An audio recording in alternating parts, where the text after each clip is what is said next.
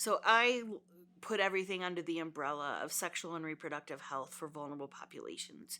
And so within that focus, I kind of have two lines of research. So one, I focus on sort of women's health issues, and the other one is about sex ed for youth and adults with developmental disability, specifically autism and the folks with intellectual disability. For fun, I did sex ed outside, and Noah was in my class, but it didn't take me long to realize that he just wasn't, there wasn't this uptake of information, sort of like typical kids. It also just so happened that he was in this special program for kids with autism, a special after school program that was a research community grant that he was able to be a part of for a couple of years. And through that experience, I met other parents and realized, and all of the kids were on the autism spectrum.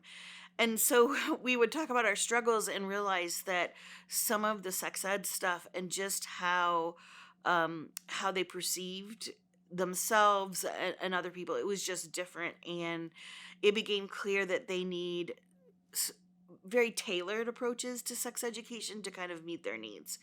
And so that's sort of what started me down that road.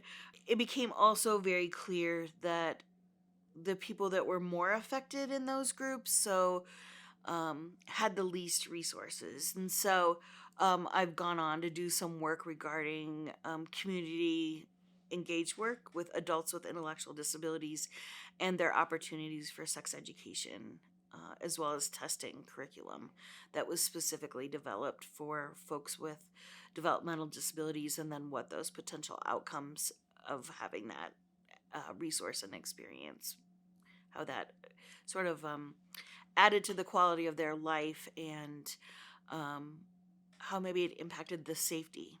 I have received funding for my research. Of course, I've been the recipient of some internal funding at my previous institution, but externally, I've received funding from the Daisy Foundation, from the American Nurse Foundation, and Sigma Theta Tau.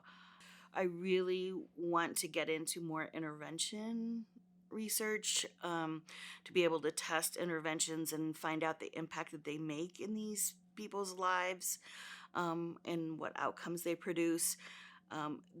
The populations that I tend to work with tend to have a lot of needs, and I just liked the opportunity to be able to meet those needs. The same goes from the women's health arm. So, for example, I've done a study about Black women's experiences with racism when they're seeking reproductive health care. And we have a lot of need in our healthcare system to meet the needs of the people that are under our care. And given the context for Black women, that maternal mortality is 5 times higher for that population, they're also a population in need. And so I'd like to also move into interventions in that domain as well, from, really widespread implicit bias and educational training of healthcare providers.